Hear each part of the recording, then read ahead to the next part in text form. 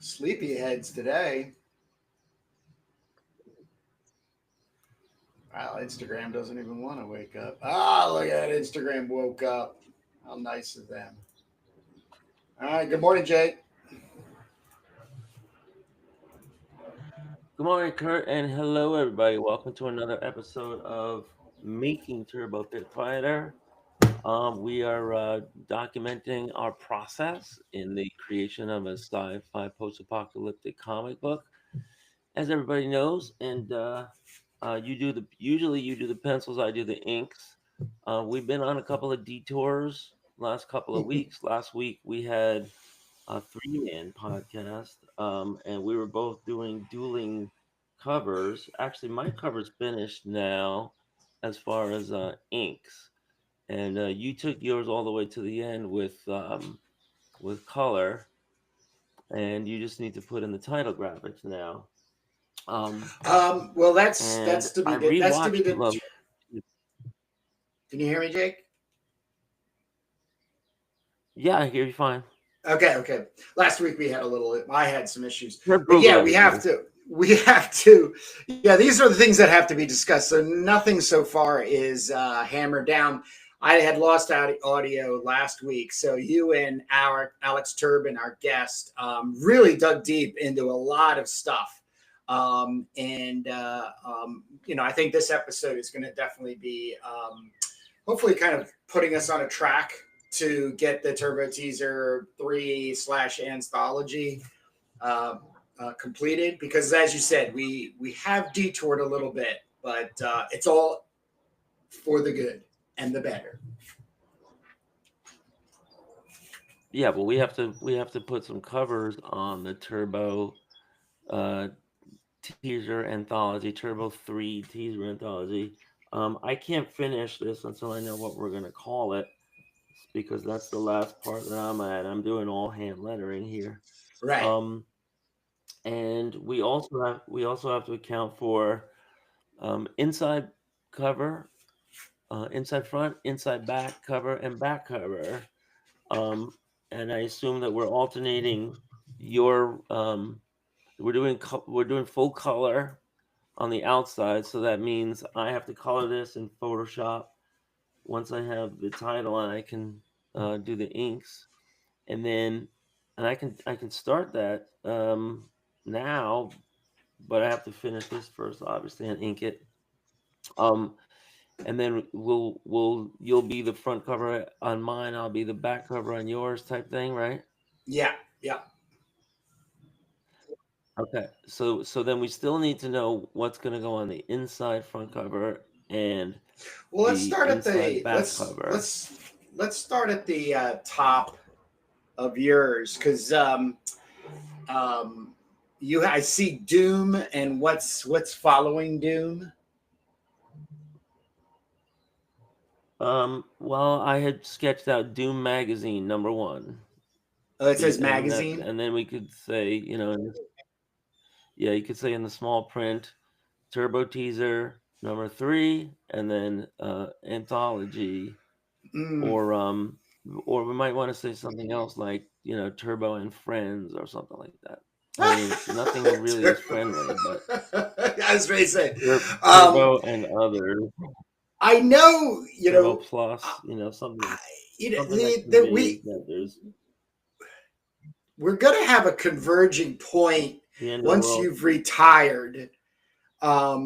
And we're both hammering out comic books full time and under one moniker. This is something behind the scenes you and I have discussed, and we are keeping the discussion open. Mind everybody, Jake still has about 4+ years to finish his teaching in order to maintain full pension, but always thinking far in the future. I love the Doom Mags moniker.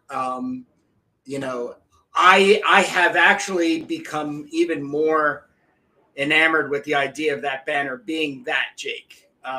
Especially when you said Doom Magazine's #1, because I think that's like a sweet thing. What it does is it throws me back to like zines that then ushered themselves into like full on publications, maybe coming out 4 times a year or something. But I think that actually would be the best way of going moving forward, and seeing that that completed and then Yeah, colored. I had an idea a long time ago. Doom Magazines is a name that I've had ever since I was a kid. I have like a kid comic that I made called Nightmares of Utter Dread. But up at the top, real small, I had Doom Magazine's #1. And then every time I did another one, I always wrote at the top Doom Magazine's #1 because it was like the Japanese it was like the Japanese thing, like #1, Ichiban. But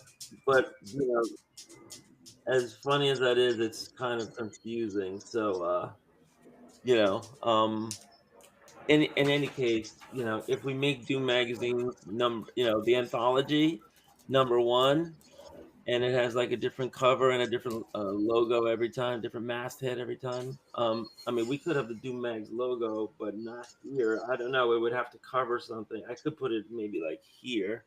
There's not too much going on, but yeah, we could call it that. It just needs to. I just need. So if you're okay with that, then we can just do that.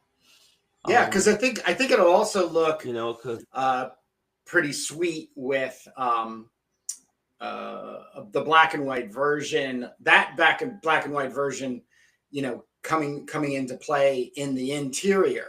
So there's no reason we can't use that as one of the interior pages, just as the black and white. You have the color version, which is out on the cover, my back, your front.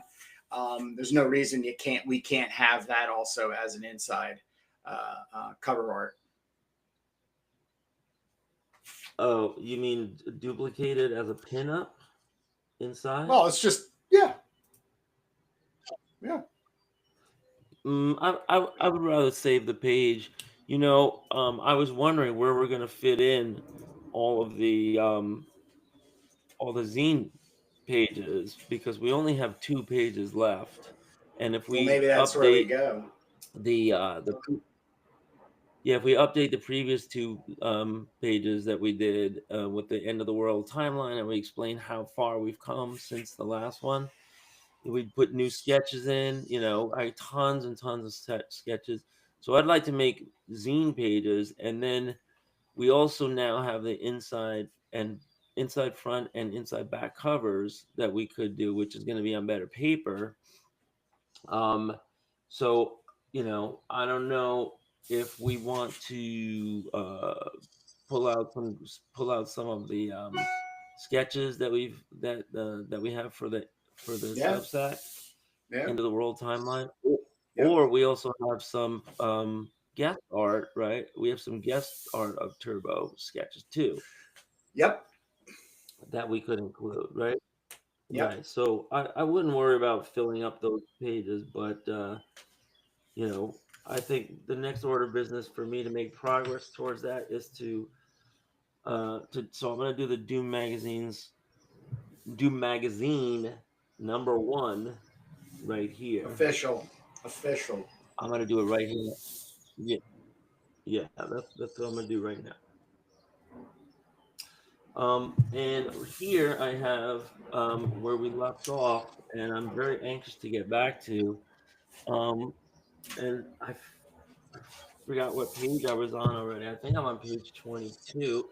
Let me go get the last page and see what number it was. I think this is page 21 here, where 23. Holy jeez, I'm on page 24 right now in the actual Turbo #2 comic.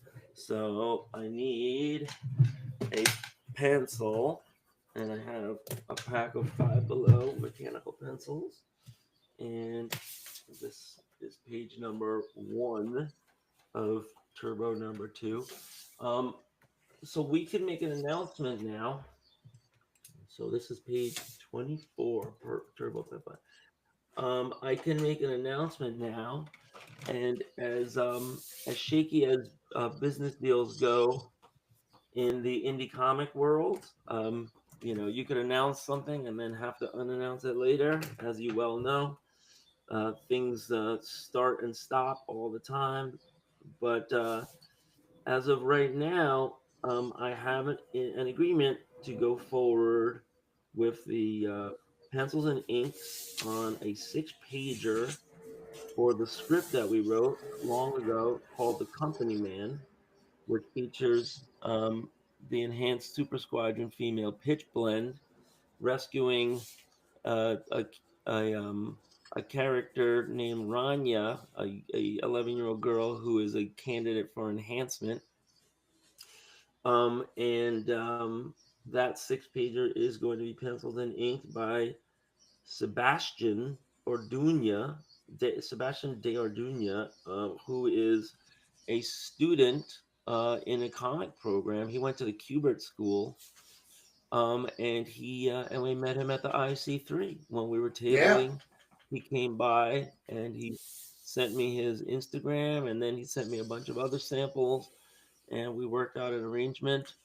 And he's uh, like I say, take everything with a grain of salt, but he likes the script, and he's beginning work on the pencil and ink to uh, to include, if everything is done on time, in this anthology, this very anthology that we're getting together, which means that that will account. That means we won't be doing Turbo number 2 pencils.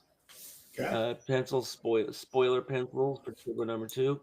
We'll hold off on that idea. And if we get the 6-pager in, Yep. and so that'll round out the 32 pages of the anthology, Doom Magazine number Wow. 1. Nice. Yeah. So if you want to bookmark the news that we kind of finalized the arrangement, this is the day. Also, I think we need to somewhere. Um, I said this before, but somewhere in the title of our videos, or somewhere in the description rather of our videos, we need to um, document the progress that we're making, and by saying, Oh, okay. Jake's working on pencils for page 24, and Kurt's working on pencils for Turbo number 1, page 18 or whatever page you're up to. Okay. And that way, if anybody in the future ever wants to go back and um, you know, see why everything's on the page, how we got there, see the process, and kind of demystify it going backwards. That's something they can do. Yeah. Well, the other So thing too is there's a bunch of videos I watched last night because the news coming out from AI, the big tech companies, is that they're starting to gain a foothold in search engine presence. Of course, you always have Google, but one of the things, like the online marketing people I follow, are waving the flags to redirect everybody in the online marketing industry to really dig into your content. In other words, exactly what you're saying, Jake. Because what happens now is instead of your page specifically coming up in a Google search, Google will start generating basically an article, if you will, something you would see, and then your source would be cited, and of course then that becomes a link. But somebody, if they Googled Jake and Kurt Turbo, something would be generated by a search engine, and then things would be cited. But you're absolutely right in having and being more specific about who you are and what you're doing. So, my point is that I have it right here on my board that this week is one of the things that I will be digging into for myself and others that I work with, being prepared for this new layer or new level, let's say, in search engine um, searches. I think we're already there. You're talking about when you Google something and you get a paragraph of AI instead of your search results that we've been getting for decades, right? Yeah, And then you got it's to also scroll down the if you want the search. yeah, it's also the um, a article basically, or they're going to generate a 1 minute video with our content in it. Not just specific, but little pieces. With the that LM Studio thing I did for us, where it was a male and a female talking Yeah. about, oh, Turbo Pitplay. Did you see? That's the type of content that the search engine AI companies are going to start making. This is even rolled up to Oh God, that's the next Hollywood. one. Hollywood is already, people are coming out of the woodwork that are citing,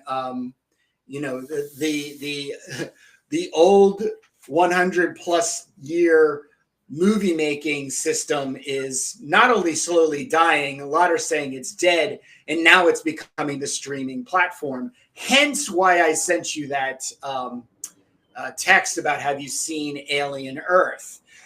Because that and the Predator franchises are being pushed into streaming platforms. So you're not going to get another Alien movie. You're not going to get another Predator movie. In other words, going to a movie theater. This is what's being said. But the idea, once again, is about the streaming and the content being there and accessible to pull from, a trailer and then something else and something else. So you'll be hearing me yammering about this a lot because Okay, we well, have a lot to say. right. All right. Well, you're saying about three different things there. So yeah, I have my doubts. I think that AI is getting very obviously spottable, and there's going to be purists that reject AI. They're just going to scroll down and just go to the regular search.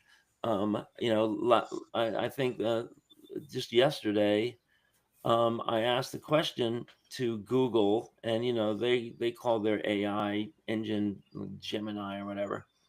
Mm-hmm. um they had it completely wrong. I was asking about one politician.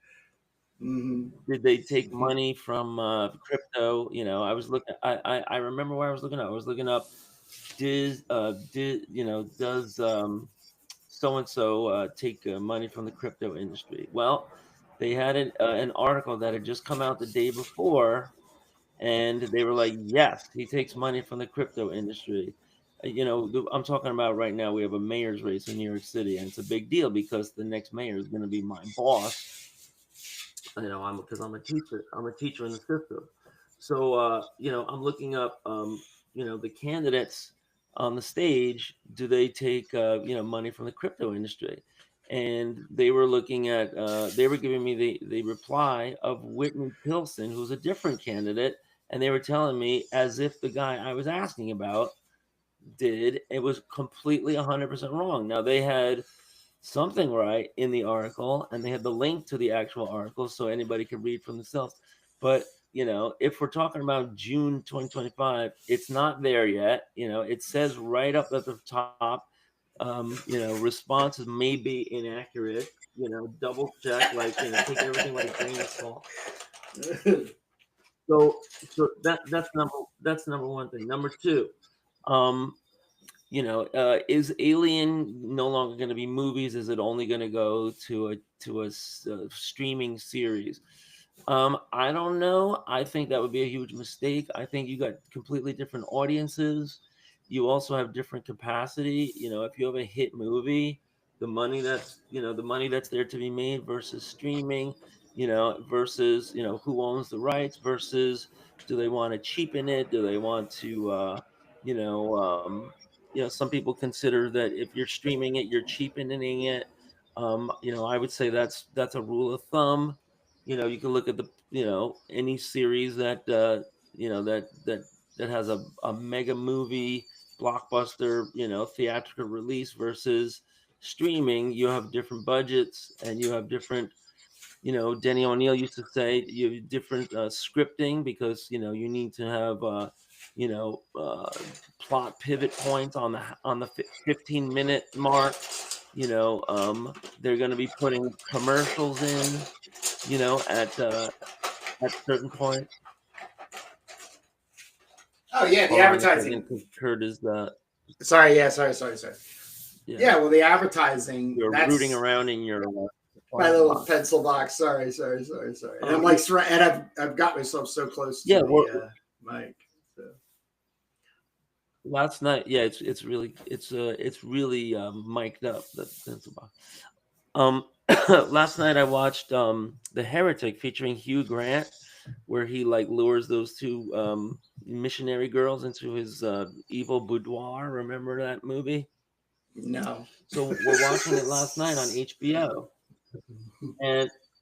and all of a sudden, I'm getting into it. The plot's really moving along, and then boom, I see a freaking commercial for Wolverine and Deadpool. Yeah, And it really takes you out of the moment. the flow. Then about I don't know, 20 minutes later we see the exact same commercial again, Wolverine and Deadpool with a stupid dog with his tongue hanging out, and they think it's funny, and we're in the middle of this suspenseful thriller, where Hugh Grant is mind effing these two girls. So I say to my wife, is this like TNT? What are we watching? She says, no, this is HBO. And I Yeah, was like, oh, you guys are HBO has cheap. commercials You now guys, because yeah, you're cheap. You're being cheap. You got to buy the the right. So she's like, uncommercialized. yeah, you pay. Right, yeah. She's like, well, you got to pay the ad free version, right? And if Yep, you pay for that, same thing with YouTube now. yep, You could watch YouTube and you get ads and you have to pay the piper. And so if you're rich or you don't worry or you're extravagant and you're spending, you don't have to get this brain pollution, and you can just concentrate on one thing at a time, and I'm sure it's better for your mental stability. But um the rest of us peasants out here, we just get inundated with ads. And of course, the worst thing about ads is that 98.12% of the time they're not for you, they're not directed at you. And if you get like a 1% response rate on an ad, that's considered like phenomenal. Right? When yep, somebody actually perking up and paying attention to your thing. And we've lived our whole lives like that with commercial television and radio. And and we're looking for models where we can just pay for what we want to see and not have to have ads. But we are nowhere near that, and it's in fact it's only getting worse. People thought the internet was going to unleash content creators, and you could just directly pay for a self-produced show or a blog or songs, comedians are streaming doing it. music or streaming content. Right. So folks, here in June 2025, you're watching this Making Turbo Pit Fighter podcast uninterrupted. I hope you appreciate that. But at some point, we might like press a switch, and Yep, that means we're going to be monetizing, and you might see a commercial every 15 minutes or something, right? yep, So we have to we also have to think about can we afford to keep this going, how much revenue is possible. Right now we're really just building our audience and we're very grassroots. We're also building our network of collaborators, which I mentioned before. yep. And these are the considerations that everybody has to think about. You might be listening to this, you might have your own podcast and you might have your own content, and you might also be asking these exact same questions. And it's nice to have options. But the real shame of our society is that we do not have micropayment platforms that would make it so much easier for you to give money directly to the content creator that you like by just clicking on a little thing that says give them a nickel. I want to give these guys 7 cents. I enjoyed this, and I'm going to part with pennies, to show my appreciation, like tip jar, coffee jar. And we could just be saying in the future, we could be saying to people, instead of smash the like button, we could be saying smash the tip button, and dial in some amount that you don't care about. Maybe it's a quarter, maybe it's a buck, maybe it's $20, whatever level you're at. And you could have tiers just like Patreon, where you could be a super supporter, you could be a patriot, or you could be they have levels. You could be George Washington level, or you could be Ben Franklin level. I think that's what we need, because for us to say, well, the way that you can support us is by watching this freaking commercial for something that you probably don't care about. It is so inefficient. It is terribly inefficient. you know and you guys might even be seeing those little pop-ups now when you're going onto an app, and the app, it says to you, um, ask not to track, or yes, give me more targeted advertisements that are more targeted to my algorithm, right? And where in which case you say yes. And here in June 2025, I still consistently say no, no, do not. Because if you're asking them to track you, you're giving consent for them to follow you around with cookies and breadcrumbs and all kinds of stuff. um, and that's data mining. That can be very invasive data mining, depending on what you're doing online. You might want to have to go incognito for some sites that you visit. Some sites maybe you don't care. I think most people don't care most of the time. But you know how creepy it is when you're talking about something with your sister-in-law, and you're like, "Oh, I like your new baby carriage," right? If you say the word baby carriage, your both of your phones are listening in that conversation and going to serve you up an ad the next time you go on, the internet, to give you an ad for a baby formula or baby diapers or baby something, right? Because they're marketing you, and it's all robotic. There's no creepy, like, person listening, but it's all robotic, and they're just figuring out, like, how can we make money off these people, and how can we find things that they're willing to buy. So we've spoken about this many times before. I think where we're going with technology is a very, very scary place and a very creepy place. And I'm not as AI as maybe Kurt is, because as a school teacher, I see it very much contributing to the downfall of our society, downfall of teaching and learning, human thinking. You know, we're not that far along. Chat GPT just launched like maybe like 2 years ago, but we're not that far along, and already I just look at stuff and I go, "Oh, that's AI. That's based on an AI sketch. That's based on AI." Like, "Oh, that person just dialed in AI. Yeah, sure, they edited it and everything, but I'm very discerning, and I'm very kind of conspiratorial, and I'm just like noticing, oh, they use the AI for that, because I have to, as a teacher, be able to spot this. We have to, we if you're like an English teacher, or science, social studies, whatever, you have to put this stuff into an AI checker now. Imagine having to do that for every single kid every time you're grading a paper now. That's the reality for teachers. And it's just a policy. It's not like, well, I'm going to let it go, I don't care, I embrace AI, whatever. No, we're being told from above, you have to do this for every kid every time. So the man hours involved in this is just insane. And then, of course, the question is, well, why don't you just have AI do it, right?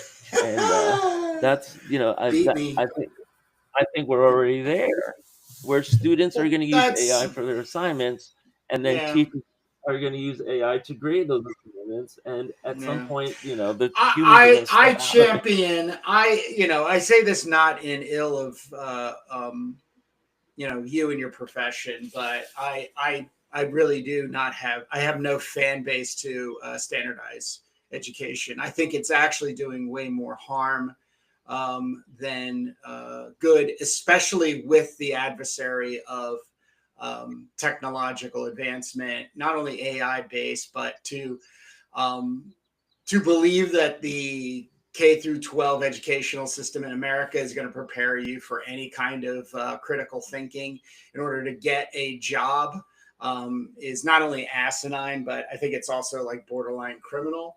But I think the thing that you jested to is really the intersection it's all heading towards, which is you've got to match yourself to the marketplace and whatever market you want to go into. I have 3 nephews that just graduated. We had a graduation party yesterday for them on my sister's side, and one's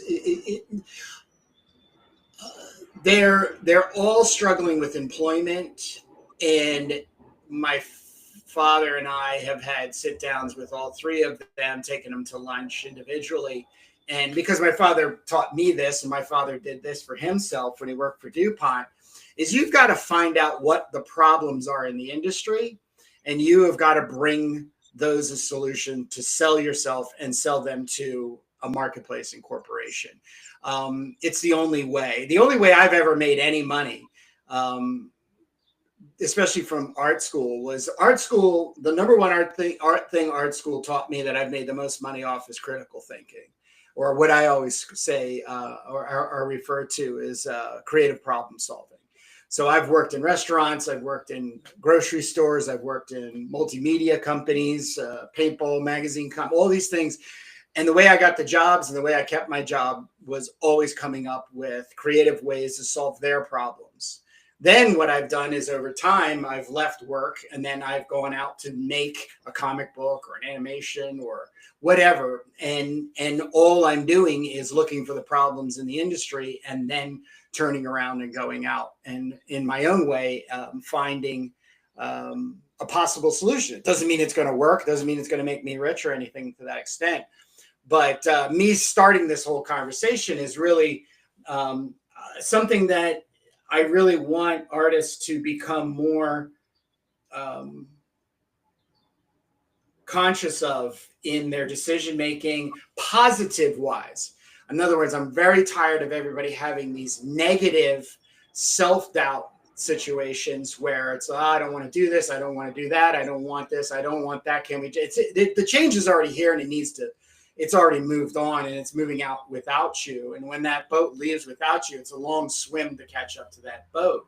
And identifying things like AI in content, and where I'll wrap this part of it up for me is the articles that I was watching last night were really about the idea of becoming stronger in the identifier of making content. It's unfortunate that somebody's looking at this and probably saying, Kurt, you're being an asshole. This is great art.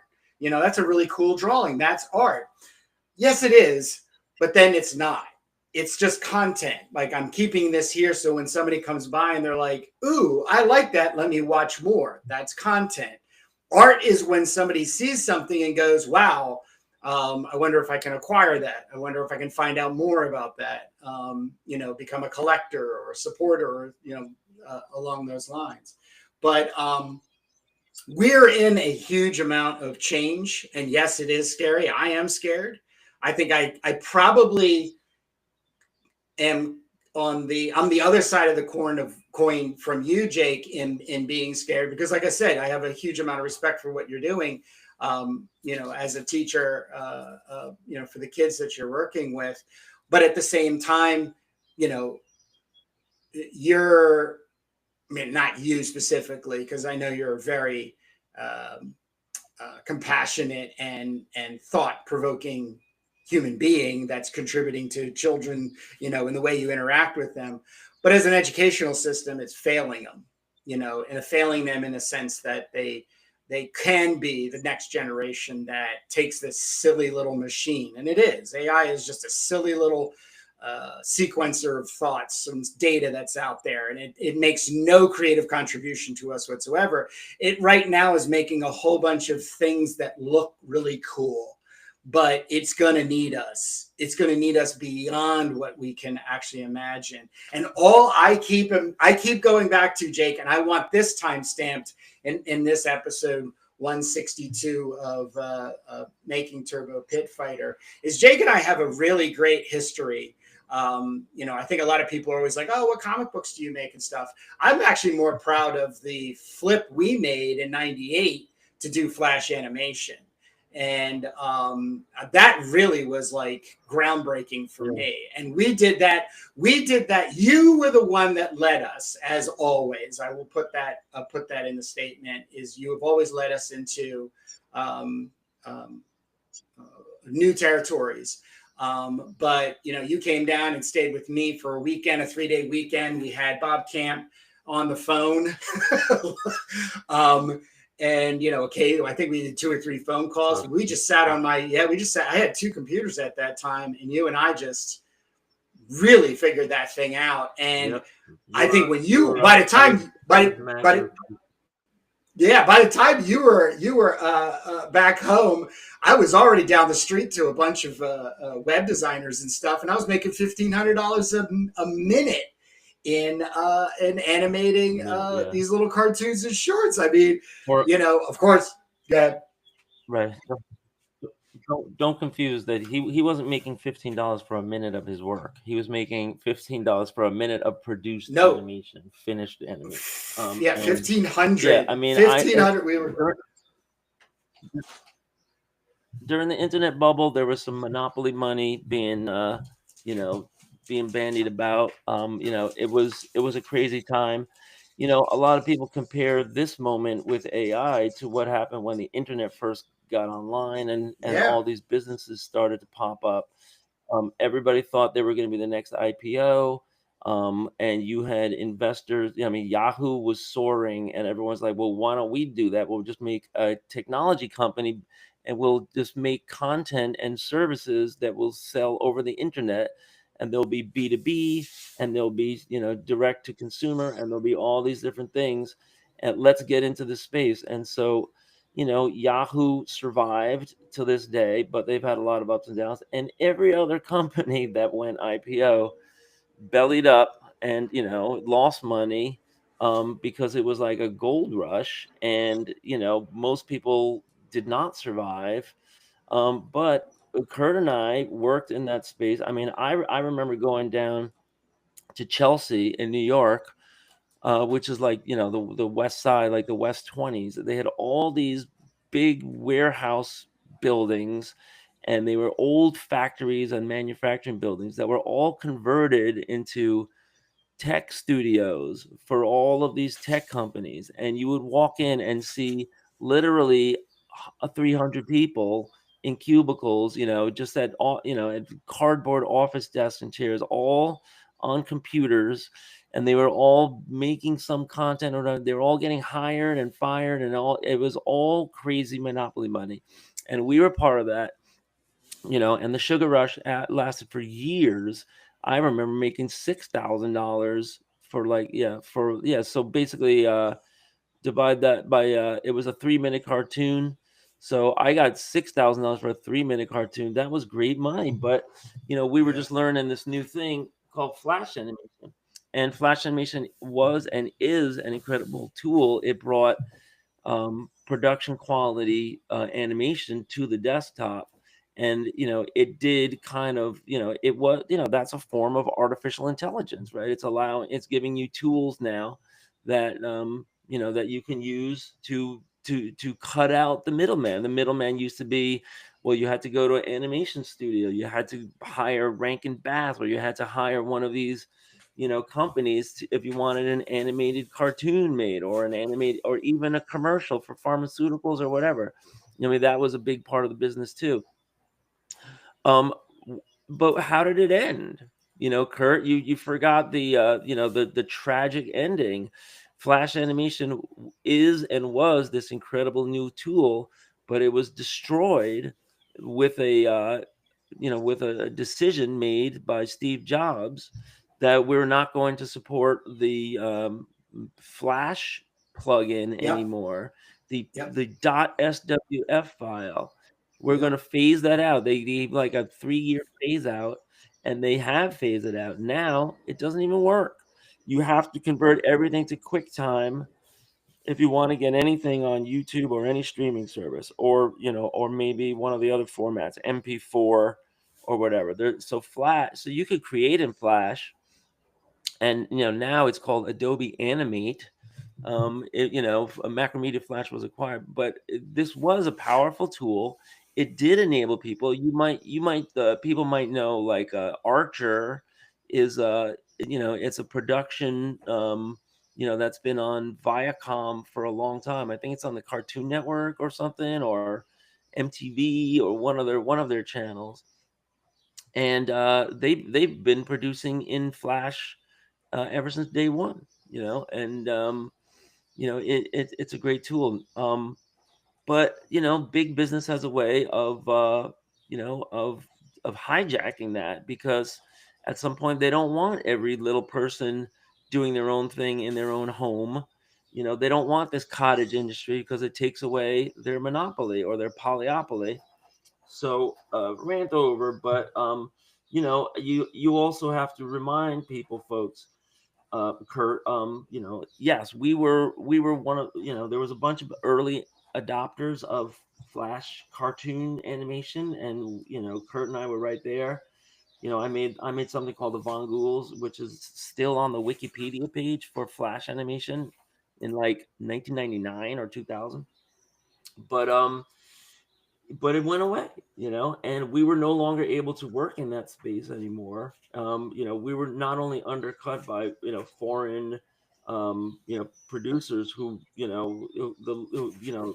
have a lower cost of living and lower labor rates, but then we were put under by the technology companies themselves, pulling the plug on the format.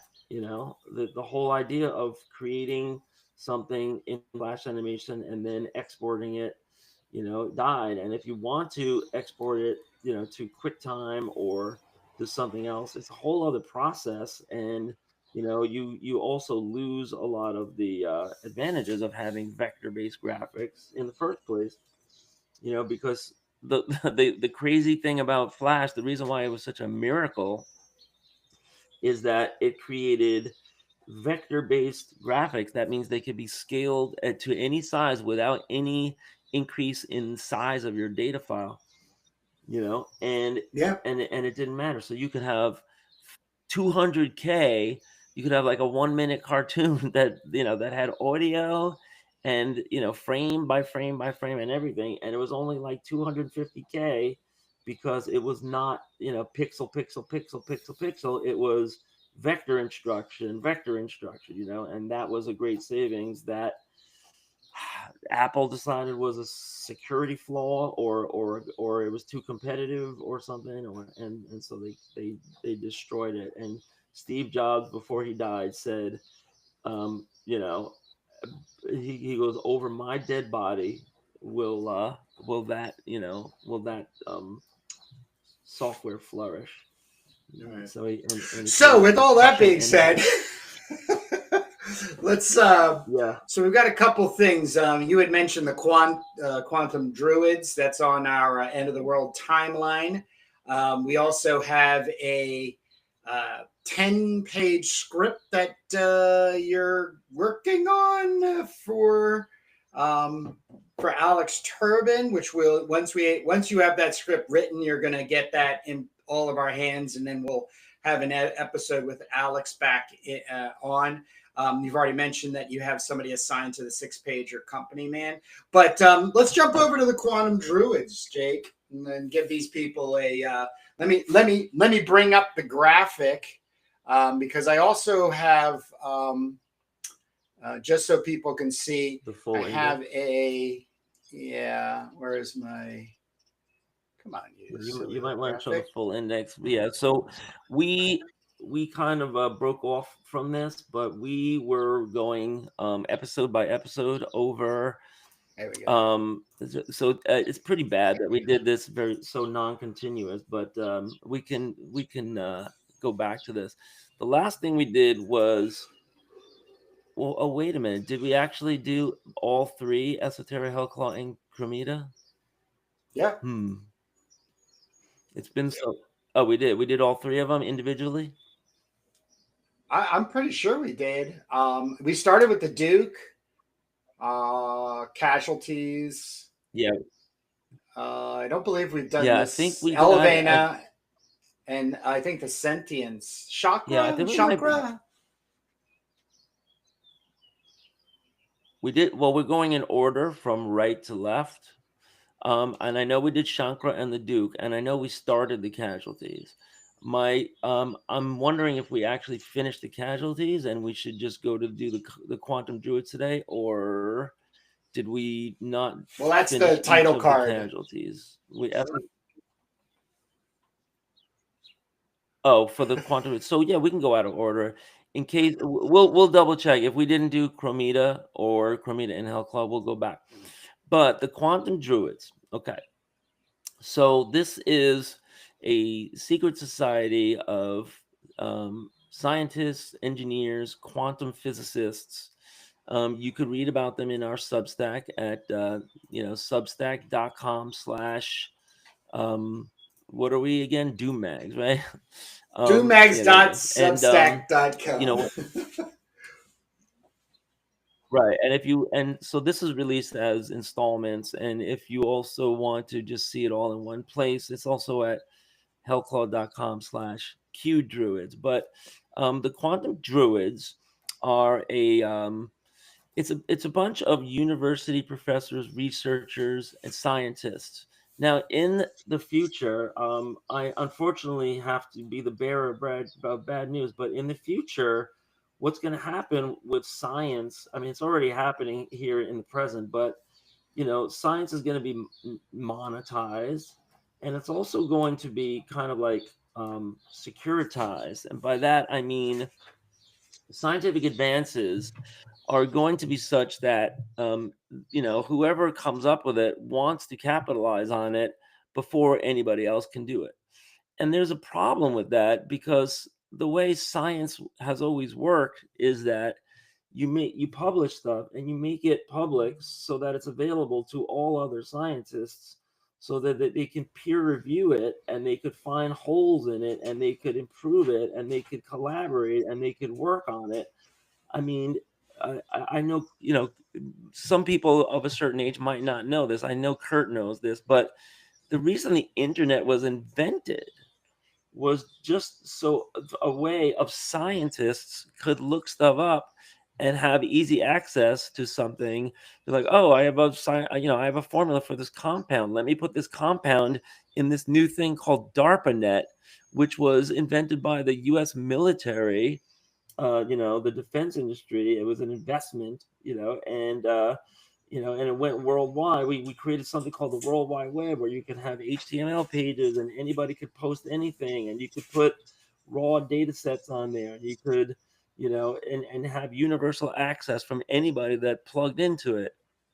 Well, that became the internet, and that led us to Mark Zuckerberg and Elon Musk, and and everything that we see now. But so in the future, so what's going to happen in the future? So in the future, there's going to be some scientific breakthroughs that are considered too valuable to make public, and everybody is going to have to do to kind of introduce the secrecy to it. And so what you have here is the quantum druids, and it is an international society of scientists who take a pledge that science and scientific advancement can only be used to better mankind and to better society. And they have ethical guardrails so that, if there's, Colgate Palmolive Corporation wants to, license your nanotechnology because they want to sell hemorrhoid cream or whatever, that's a commercial for-profit application. And the Q Druids might say, no, we're not going to share these innovations with you. We're just going to keep it in our network. So that's what the Q Druids are. And as it relates to our story, two of the scientists at Atlantic University are going to be tapped by Shankar Vaisha, the unseen hand, to become the adoptive parents of baby Esoterra, because she is such a special human with such incredible natural born characteristics to manipulate matter and energy that she needs to go to a safe home, and the quantum druids are a nice safe home of moral, upstanding, ethical people that not only are going to be doing the right thing ethically, but they also they're at the cutting edge of science and scientific manipulation of matter and energy. In fact, they have Draj. What are their names? Draj and Maddie Terra are pioneers in creating levitation through mental activity, right? And they document this in the lab. So the storyline will progress, and so I'll give you like kind of some spoilers. But as the Dehuberton Empire gets more and more aware of what the quantum druids are up to and the technologies that they're working on, um, there's a whole bunch of scientists. They decide that they want that technology for their own purposes, which is military and commercial and for profit and everything and exploitive. And they will send a hit squad to the secret compound where the Q druids live. The U.S. government moves the Q Druids away from the university labs, and they move everything into a secret forest compound in Vermont, and they live there safely for years, maybe even over a decade. But eventually, they're located, and the Dehuberton hired hit squad will assassinate all of them and abscond with all of their technology. So that will be really, really bad, a really, really bad day in our end of the world timeline. And it will, be a real kind of ratcheting notch towards the downfall of society when all of that secret technology falls directly into the hands of the Dehubertans. And that's why some of our characters are going to be embedded within the Dehuberton side or milieu, whatever you want to call it. And where we are going to be grappling with characters like that. For example, Shankar Vaisha is going to be embedded in their side. Hawkwind is going to be embedded in their side. And also Little Winter is another character I'm working on now. So before we move on, Kurt, why don't you ask a couple of questions about the Q Druids? And if anybody has any comments or questions, you're welcome to pop them into the chat. I might have not done a good, thorough, complete job of explaining the whole storyline, but we'll do a little Q&A and then we'll move on. So, Kurt, what first pops into your mind when you hear about all this madness? Well, I mean, the thing that I just kind of want to add to, and you can correct me if I'm misleading us, but this is one of those heavy elements that will kind of always be referenced to, whether it's actually made in the, like, let's say the Turbo Pit Fighter comic, the 6 issues that we're working on for the graphic novel. But there's all of this expansive supporting material for the apocalypse that then causes the post-apocalypse and going from there. So the thing that has me like super interested is, and the question leans into, how much do you think we would actually see the representation of the Q Druids, in a Turbo issue? Well, right, good point. So, I don't think it's too exciting for sequential art sequences. I think it's more for prose, but it's important for me, to lay out the backstory because it's the science aspect of things. And so I didn't really explain like what kind of things do the Q Druids come up with, what kind of innovations. And I mentioned to this Kurt as I was kind of just like first developing it, but there's going to be about 12 couples, and each one of them, is going to be working on a different aspect of scientific innovation. For example, one of them will be involved in thermal, which is like heating and cooling, and on the quantum level, how that will be manipulable in the future. Another couple is going to be working on light, so that means lasers and photons, and the photons are really really important when it comes to quantum mechanics. Then you have sound, then you have heat, then you're going to have a couple that's going to be working on magnetism. Then you have a couple that's going to be working on gravity. There's going to be all of these different aspects, and they're all going to be developing applications of their scientific innovation to help mankind, right? And to improve people's lives and to, cure, famines and droughts and stuff like that until the science falls into the wrong hands. And one of the messages that I hope people take away from this is the secrecy of science, because I kind of think that's the way it's going to be going, because we do in real life now have all of these greedy corporations and these CEOs, and we have patents and pharmaceutical companies, and everybody wants scientific innovations for their own ends and their own profit and everything. And when is anybody going to be innovating for mankind, to improve things? If we get that, it's always kind of like a sideline. We could talk about vaccines. There is a legitimate criticism that why is it for profit? Especially when you have something like COVID and everybody has to take it, and now you're going to let somebody like just cash in like that? No, why isn't it just free to mankind and paid for by the governments of the world? And so those are all the kind of questions that we grapple with. But as far as like, will this turn up in a Turbo Anthology 6-pager?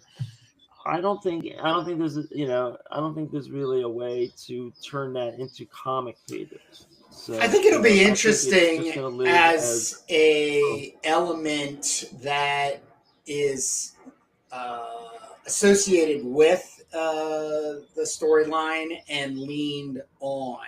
So, like, if you don't know already, one of the things Jake really brings to storytelling is the effectiveness of having a mechanism that triggers a flashback. It's just not a flashback. It's actually an integrated part of the story as it's being told. So, like I said, it's not placing anything on you or placing a question or an expectation. It's the hope, if you will, of a character, as Turbo is inflicted by pain and going back into a flashback, and then being able to do exactly what you did in maybe a 2-panel sequence, explain, why and how that we're at this point in Turbo Pit Fighter. Like That's just kind of like I said, Right. I could. a hope, a wish, a Well, looking forward to. I could foresee. Yeah, so it just like exists in the world. Like imagine if Marvel has a paperback book out about Daredevil, let's say, and you have Daredevil comics, but then there's some reference to something that happened in the paperback book, Right. and you might have a little note in the corner, see, Daredevil paperback book, Archie Goodwin, and the same way. But this could live a little more directly if we do get at some point in the far-flung future, if we do get off the ground with an Esoterra comic. And it Oh, could just okay. be a six-pager. It all starts with a six-pager, but Esoterra will, I do have in mind this scene where Esoterra is fighting the Marauders and the Dehubertans, and she goes back, and she gets a distress call because the hit squad has arrived at the compound, and Esoterra is finding out about this in real time, and so she's going to rush back to the compound, and she's kind of estranged from her parents. There was a big falling out about Esoterra because she went public with her powers, and she became this like all important figure in society. Esoterra will be kind of like the model, the template for all of the fake superheroes in the world. There's not really any superheroes, but there is, Esoterra is real. So she'll rush back to the compound, but it'll be too late. And she's just like, finding all the bodies, and it'll be a really sad day. Her parents are massacred and everybody else is massacred. And, and she'll, that'll be part of the revenge that she takes. Esoterra is going to kill Dr. Bruno Marauder. And that's going to lead to the sagas of his daughters, Hawkwind and Little Winter and others. But this will just wind on from character to character, from generational, like kind of like character. The Duke is like the Duke is going to be taking place in the 2130s, let's say, to the 2150s, and Elevane is going to be taking place in the 2200s, 2220s.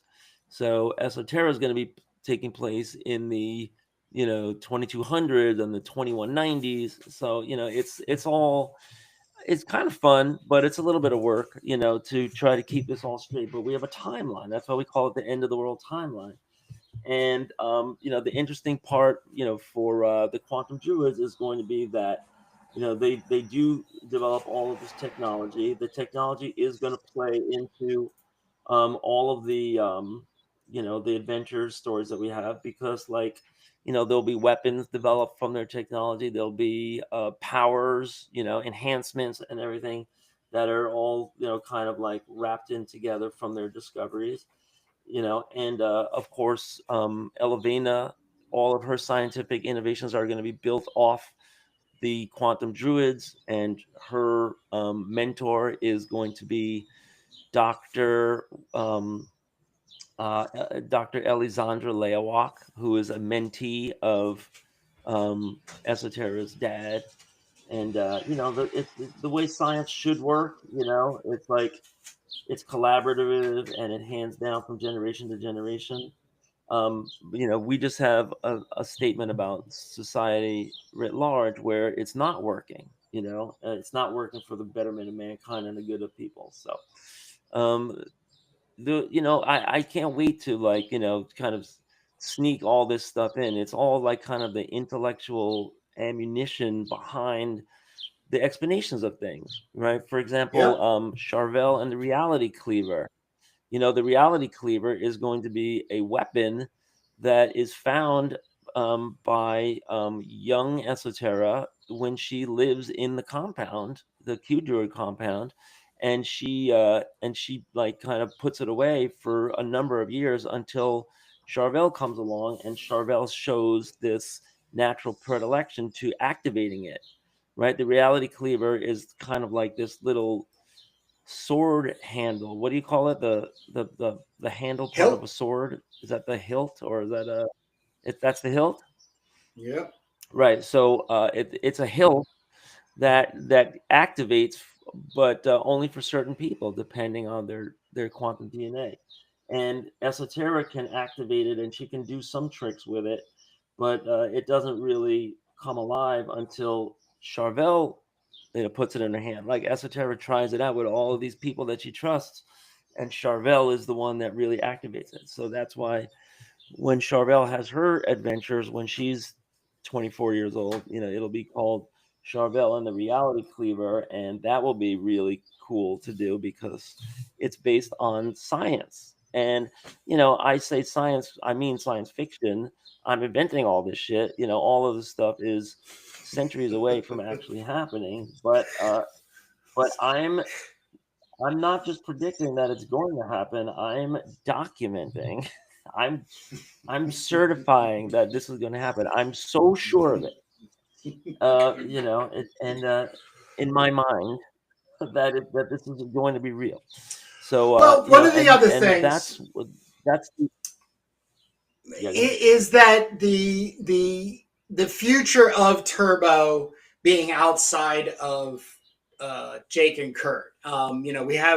We have two collaborations. Well, we already have the first collaboration completed, which was with a 6-pager with Ken Landgraf, a 6-pager with, remind me his name again. I'm going to have Sebastian, and then yeah.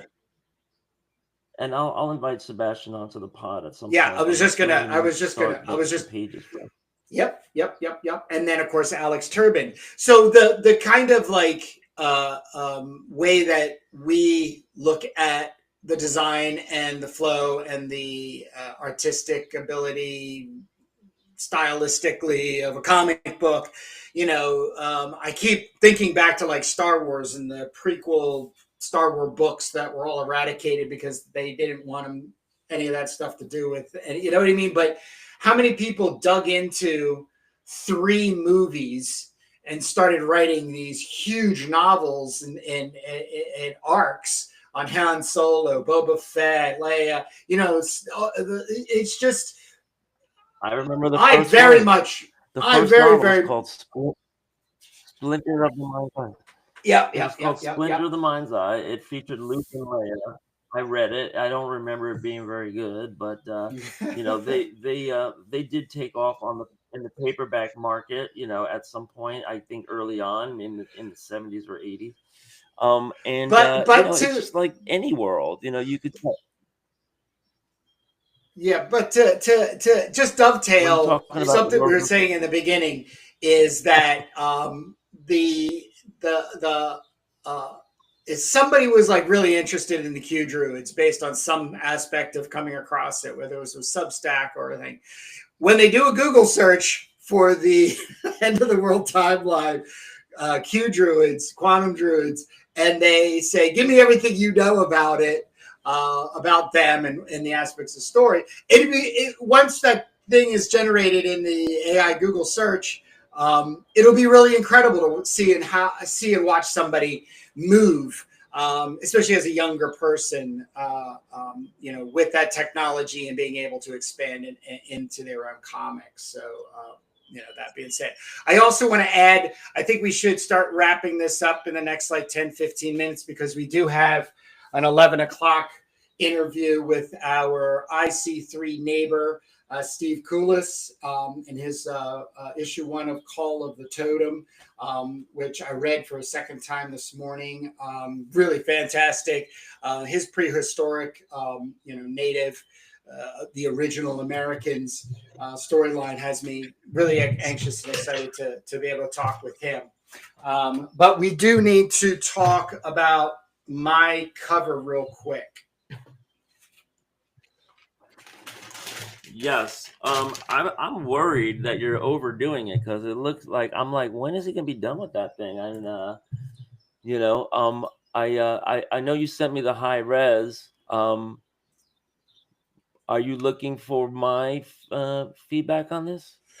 Well, the thing I will. This is the original art that I just showed. I'm going to show. I did a mock-up of the why I have the uh, layout the way they are, or the composition as it is, because I was really looking at the triangulation of her legs, and that ground being sort of empty to fill in with the next 6 pages, casualties, Ken Landgraf, and 10-pager Alex Turbin and stuff like that. And then of course I just generated a 3D AI text to throw up in the top corner to denote that you would add your text making flair to my my graphic, my art. Right. Yeah, so I'm glad that you said that this was just placeholders, because I was scared that you were going to cover up half your art with all this graphics. It doesn't have to be so big. The turbo thing, it's I don't know if those colors, that you should try to pick up some colors from your art, I think.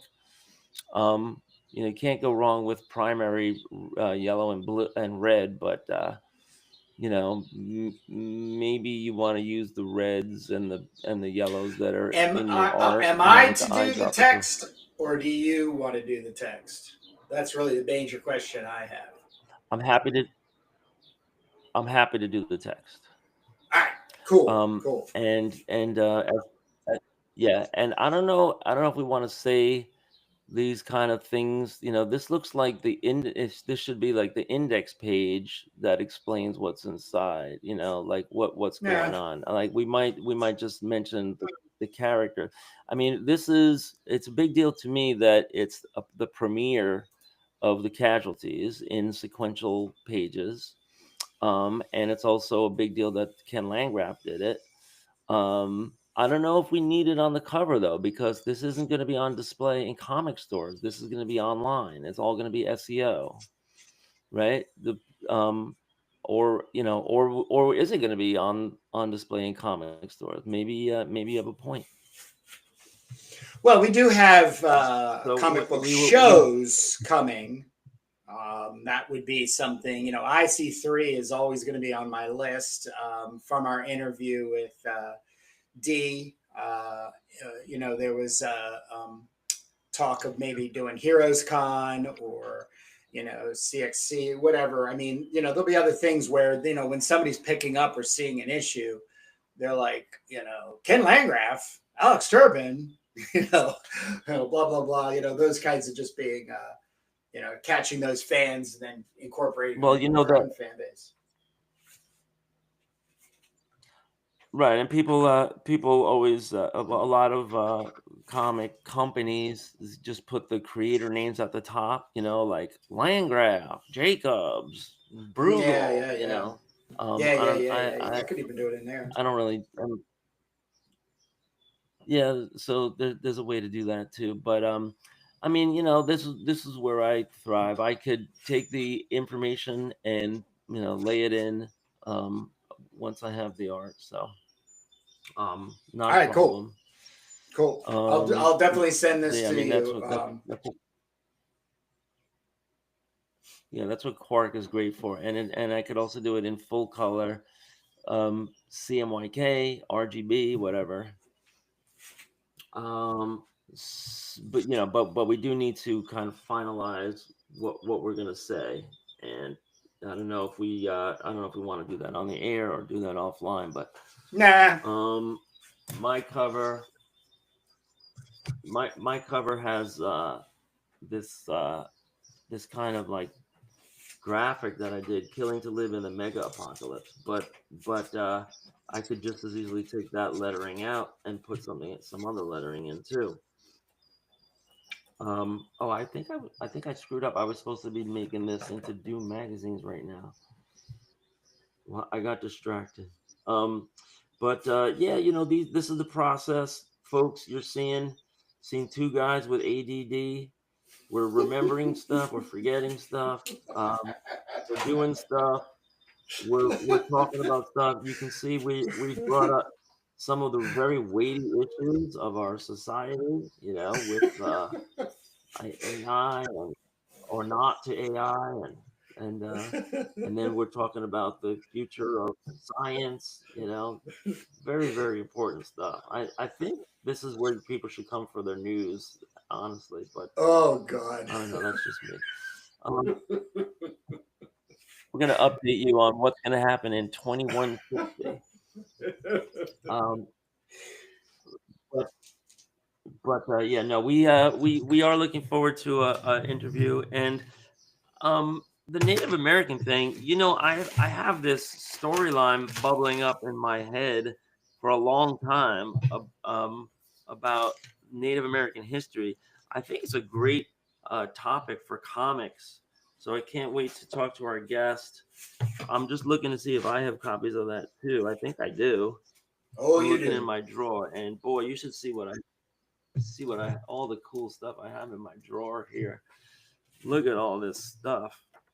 Isn't this amazing eye candy here? And I'm not getting to it yet. This also reminds me how backed up I am on our comics that influence. Okay, I found it. I have this one. No, this is the same book with a different cover, right? Yes. Right here. Yeah. Okay. Same book, and that's all I have, right? I'm not looking Yes. for anything else, right? Okay. So we're talking about one comic. Look at this! Wow, we got to go over this sometime too. Yeah, Fun. yeah, I got that right next to me. Oh, I always, Cosmic I Light. always have, I always have Ken Landgraf within reach. I always have him in. I've got 5 or 6 of his books, and it's not even like. I mean, it's just to the fact of like reminding me of my own path, and he is just such a hero, and in a way that if I ended up with half of his career, I'll be satisfied. I love that. Yeah. No, well, he seems happy and he's doing what he loves. That's like who needs to be have a mansion and a yacht if you're happy doing what you love, right? Making comics. The uh, the tennis pro and the watchmaker. Remember uh my dad's old idiom, or his old. I told you this a million times, right? The watchmaker, and he likes to play tennis on the weekends. And then there's a tennis pro who likes to fix antique watches on the weekends, right? It all There you go. depends, like what you do for a living, and what you do for your hobby, and for fun, and for excitement. And it's just we're just lucky, I think, if we have a chance in life to do what we love, even if it's for free and or losing money or whatever. But for you and I, who have done it both ways, where we made money and we lost money, or did it for free, we know the difference. And how many guys at that IC3 just were saying the same thing at that drink and draw? They got a couple of beers in them, and then they're just like gushing, like, I just want to be able to do my art, and and I'm happy, just to do, make comics, and sort of this is what I want to do. Everyone's just like, in like-minded company, and they're just being so forthright about what we hear time after time, every time we do these interviews, right? And some guys have a profit model, some guys, they're working towards that, but it's all, I'm going to do this until I die, right? That's what Yep. everybody says. So Yep. uh, All so right, take us yeah, out. maybe so all right, so if you've gotten this far, go ahead and check out our other channels. If you're drawing, it's great to draw with us alongside our videos. If you just want to put something out in the background, because we talk all about the world of comics. We talk about our own process. We talk about our stories. So look at our past episodes of Making Terrible Pitfire, going all the way back 3 years. You can look at our other channels. We have the Comics That Influence, where we talk about all kinds of crazy comics. that we get our hands on, and we do flip throughs. We also have our third channel, which is the Indie Creator Exchange, and that's what we're about to tape right now. That's where we do great interviews of other indie creators, and we also are open to retailers, distributors, publishers, even fans, reviewers, right? All that kind of stuff. But it's all about the indie game. So see us back here at 10 a.m. our normal time next Sunday, and we'll be live streaming, getting back to some pages and some production. We'll talk to you guys soon. All right, Peace, Jake. I'll see you and next Sunday. like I always like to see you in the funny papers.